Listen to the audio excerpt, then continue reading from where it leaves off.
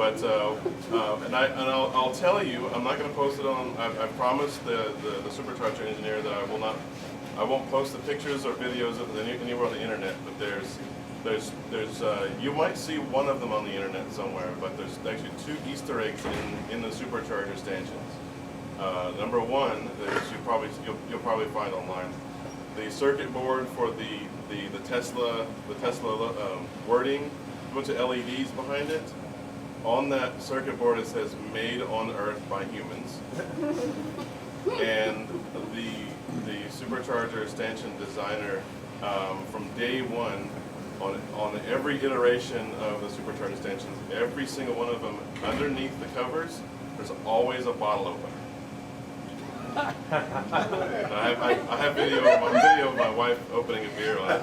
It's pretty funny. But there's always a bottle opener on it. So if you see one without the cover, on the newer ones, it's above. It's on both sides. It's above the LED board. There's a little cutout, and you're like, oh yeah, I can put a beer bottle in, or soda, whatever you want. So I got a question on the charging. If you're going on a trip and it's routing you through 2 superchargers, a little bit of time here, a little bit of time there. It's routing you through 2 superchargers, or you are routing yourself through 2 superchargers? I think it's like you say, you're going from here to San Antonio. Yeah. Oh yeah. Okay, yeah. Like there's 3 superchargers all the way to Houston, for example. If you can make it to the second one without charging the first one, should you do that because you charge faster or lower batteries? So that's another point I was going to talk about. If you go 60, 70 miles an hour and you keep your battery at 50% whenever you get to the supercharger, you're actually charging at a much slower speed. So what I tend to do is I tend to skip superchargers where I can. So I'll go from Dallas to Huntsville. I'll skip Corsicana altogether. Unless my girls have to go pee or something. But I try to go to Huntsville because the lower your battery is, maybe 10, 15, 20, whatever the percentage is, the lower it is, the faster it charges. So if you see the miles per hour jump into like 380 miles per hour. There is a caveat to that. If you're below 10%, it will trickle charge at the very beginning. Really? I've only seen trickle charging once you get down to 0. Yeah, I was at Anything above 0. yeah, we did that too.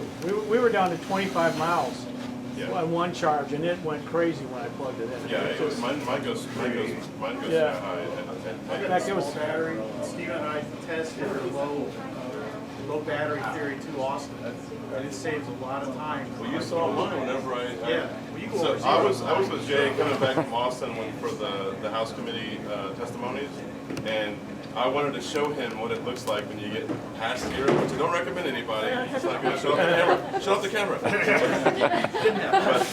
But it's right as we were cresting over the bridge to get to the Waco supercharger. It said "Charge now," and Jay's like, "Ah!" Did you post that video? No. But he's like, "Oh my god, oh my You god!" want to meet drag racing. But as soon as we got there, I mean, it was just, it goes from 0 to charge now, and it was at full speed. The only time I've seen it do a trickle charge once, and it was well past charge now. So Is there a reserve at all? technically no, but I have experienced 20 miles past charge now. Okay, so yes. But don't count on it. I was going 35 miles. Okay, an hour. so as a reserve engineering standpoint, yes, there is a reserve. However, that reserve is like 1%, 1 to 5% of the total battery capacity. So this is alluding to what some of the people have said, where 85 kilowatts actually 81 kilowatt hour. Actually, it's still 85. It's just that little last bit is reserved. That's to keep your car running in case you get that battery to 0. Yeah, once you get down to maybe 15 to 10 miles, you'll start noticing a little, usually about 35 miles, there's like a little yellow dash line. Or when it's super cold out in the morning. When it's supercharged, that keeps you from accelerating too much and having a big drop in the battery. But as if you're already on a long trip and you get down to 25, 30 miles, you'll start seeing that yellow line appear, and it starts to go down more. Supposed to go down more and more and more, and then once you get down to a certain amount, you'll get a little message that says battery's low, reducing power to HVAC, air conditioning, whatever. So you'll notice the heater doesn't work anymore, the AC stops flowing from there, and that yellow line keeps getting further and further down, and I've never had it shut off. So, but really, if you're doing that, it's at your own peril. Because if you are in cold weather, active battery management does not shut off. Correct. And so, it protects if the battery before it gets protects cold, you. and you have, it can go 0 miles, it will give the power to the battery protection for it, which means you suddenly have to wait. And if you get to the point where you start getting your range is actually less than how far away the supercharger or the charger destination is, you need to really slow down, like 45, 35 miles an hour. Just baby it. Pretend like the car only has like 30 horsepower, like just a little bit. Make sure you're still safe. If you need to get on the feeder to where you're not going to be hit by it in the back by semis or whatever, do that. But be safe. Get off on the feeder and just baby it home. If you have to put your blinkers on, that's fine. Blinkers are powered off 12 volt. Yeah. So I did that about 6 weeks ago. Yeah, I was in Greenville when I left. Most of the car's control electronics are 12 volt. There are some high voltage ones, DC to DC converter, the motor drive inverter, power steering, AC. And that's one of the things, if you're trying to maximize your range, you can put it in range mode all you want and have the AC turned off and make sure everything, if you have your air suspension, have it lower, does all that stuff. But one of the things that isn't changed whenever you have to manually do this, is if you have your steering set to comfort, there's more power going to the rack and pinion. So if you change that to sport, it actually reduces the amount of power going to that. So it'll be a little stiffer. You have to do it. You have to use your power to move it more, but you're actually using less power. So Going 1 mile an hour slower would compensate for that.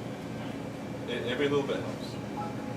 So you don't turn on autopilot at that point, is that even a I wouldn't do autopilot because autopilot wants to try to keep a steady speed, and the steady speed, if you're going up a little hill or whatever, it'll actually give it some more acceleration to try to keep it that speed. So the best thing to do is, and this is I've done this several times, is it's just to get as much range as I can. But what I do is I put my foot on the accelerator to a certain point, and I jam my foot up against the center console and just keep it there. If you're going up a hill a little bit and you slow down, it's fine. If you go down a hill and you speed up a little bit more, it's fine. It's just to keep that smooth, steady, constant kilowatt per mile, and that's going to be your best range. What's the I maximum read range you ever somewhere got? that when you're on autopilot, the rear motor shut off. It's only front wheel drive, so that saves power. I think up to a certain at a certain speed, maybe. Yes and no. It will dynamically shift the power between. Torque sleep that has helped a lot for rent. I mean, I don't have an all-wheel drive car. Yeah, but- so, I mean, I confirmed this at the Texas at the service center. They said it will shut back off as long as it's in auto. So it's front wheel drive only. And if you're going down a hill, letting off the accelerator to try to regenerate is actually really bad. It slows you down because unless you're going down a real steep hill, you can either turn creep off or regen off. But keeping that, if you can keep the power needle, either keep it from going into the orange, and maybe if you're speeding up and trying to go faster, above the speed limit, take it, let off the accelerator pedal to where the green just starts to dip in a little bit. If you have a big old green, big green regen meter, that means you're actually slowing the car down more than it needs to be. And whenever you get back to a flat surface, you might have to speed back up to get back to your speed. So if you have it in the middle there, you're really coasting. You're hypermiling. Yeah. Jerry is the master of all this. I was just gonna say, what's the maximum range anybody's got? I've done 265 in my Model S. I've done I've never actually 245 in my Roadster. Yeah. 245 was a scary day. Well, 265 off of what battery pack though? 85 kilowatt hour. Okay. Yes. It's basically, I've done the rated range in both vehicles.